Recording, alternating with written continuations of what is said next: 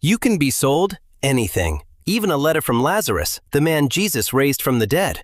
And one of the finest mathematicians in France paid a fortune for it, without asking too many questions. That's exactly how, in the 19th century, a penniless clerk fleeced one of the smartest men in France, a mathematician of the Academy of Sciences. He sold him handwritten letters from Cleopatra and Caesar, in French, on paper, even though every one of them died long before the French language existed. The scholar bought around 27,000 of these letters, handed over a fortune, and never doubted them once. The mark wasn't some gullible rube. Michel Chasles was a top-ranked mathematician, a member of the Academy of Sciences, a man who spent his whole life dealing in proofs. So how does someone like that pay a fortune for a love letter from Cleopatra written in 19th century French? And this wasn't a one-night con. It dragged on for years, in full view of learned France. The secret isn't that the forger was a genius. The secret is that the victim wanted to believe. The forger's name was Denis Vrain-Lucas. Poor but well-read, he dreamed of a career. But all he ever got was copying other people's papers. So he started forging autographs. And in 1861, he found the perfect mark. Chasles, a passionate collector who'd pay for any scrap of paper with a famous signature. Vrain-Lucas started cautiously. A letter from Rabelais, a note from Racine. Things at least plausible. Chasles bit and asked for more. From that very first sale, the forger understood the one thing that mattered. Chasles doesn't check. He dreams. He built everything else on that dream. And then his appetite took off. In came Galileo, Newton, Pascal. Then deeper into the centuries, Charlemagne, Joan of Arc. And then, with no breaks at all, Cleopatra, Alexander the Great, Mary Magdalene, the Apostles, Lazarus, even Attila. Over 16 years, he cooked up around 27,000 letters, and Chasles paid something like 140,000 francs for them. A fortune. Vrain-Lucas used genuinely old paper. He tore blank sheets out of antique books, stained them with tea, singed the edges so they'd smell of centuries, and matched the handwriting to the era. He ran it like a production line. 27,000 letters in 16 years is several a week, for years, with no days off. Probably the most prolific correspondence of the dead in history, under his pen, the departed of Europe wrote far more actively than they ever had while alive. He charged little per letter, but when the letters run into the thousands, little adds up to a fortune. And every single one was written in French, on ordinary paper. Lazarus sent a thank you note after his own resurrection, a well-mannered fellow, rose from the dead, and immediately sat down to catch up on his correspondence. Cleopatra wrote to Caesar in a language that wouldn't exist for another 1,500 years after her death. Julius Caesar shared his plans, Pontius Pilate filed a report on an execution, and the fearsome Attila expressed himself in polite French, like a shop clerk.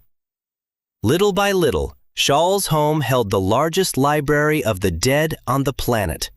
Alexander the Great's correspondence with Aristotle, notes from Joan of Arc, autographs of the Apostles, all under one roof, all in flawless French. Any archivist alive would have died of envy if a single piece of it had been real. To any outsider, it was obvious brazen nonsense. But Vrain-Lucas had a story ready for every question. Why French from the ancients? Well, the Gauls, ancestors of the French, were the very cradle of civilization, and the letters you see had been lovingly preserved and recopied in an old French collection, rescued before the Revolution. The more absurd the explanation, the more eagerly Chasles swallowed it. Because every new letter struck not at his reason, but at his pride. And Chasles didn't do things by halves. He wasn't just rich, he was obsessed.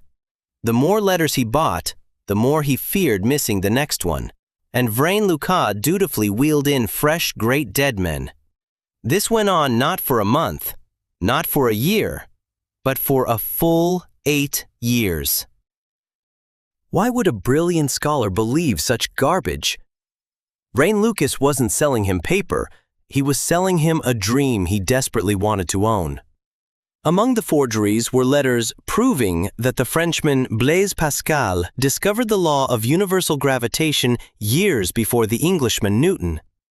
In this fake correspondence, Pascal casually tutored the young Newton and traded letters with Galileo, the French genius handing out lessons to all of European science.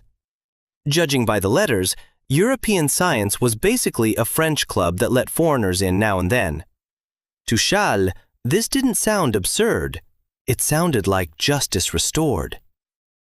The stakes were no joke. If Pascal really had beaten Newton, then the honor of the age's greatest discovery belonged not to England, but to France, and Chasles would go down in history as the scholar who won his country's glory back.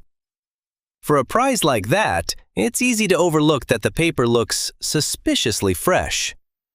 For a proud French scholar, it was an irresistible lure, the glory of his homeland, and his own glory as the man who'd prove it.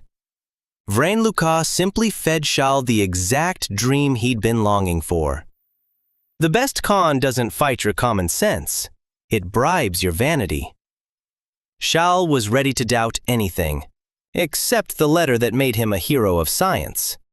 It all fell apart precisely because of that hunger for glory.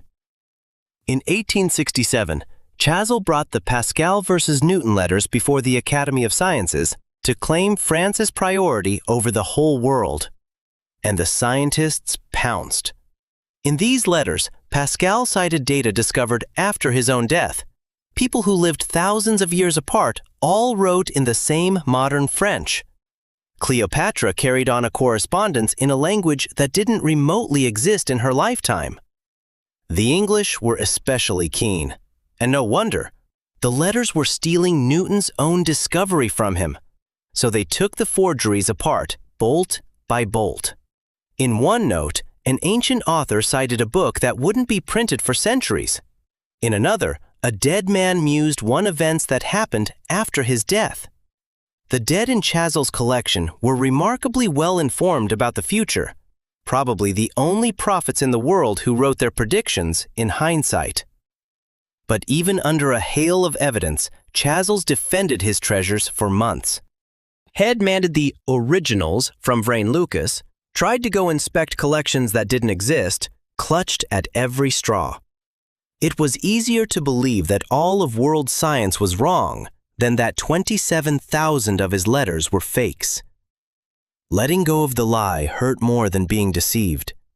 Admitting the forgery meant admitting his own vanity had blinded him for years. The unraveling dragged on for nearly 2 years. From 1867 to 1869, the Academy kept coming back to Chasles' treasures until there was nothing left of them. And it's hard not to recognize yourself in that. When a lie flatters us, we cling to it harder than to any truth. And the smarter we are, the more ingenious the reasons we invent to keep believing. Vrain-Lucas got just 2 years in prison and a 500-franc fine, and walked out almost a celebrity, the Prince of Forgers. The brilliant Chasles, meanwhile, went down forever as the man taken in by letters from the dead. Though the real work in this con was done not by the swindler, but by the victim. Vrain-Lucas only wrote the lies. Chasles supplied the belief himself, for free and with delight. And this trick didn't die with him.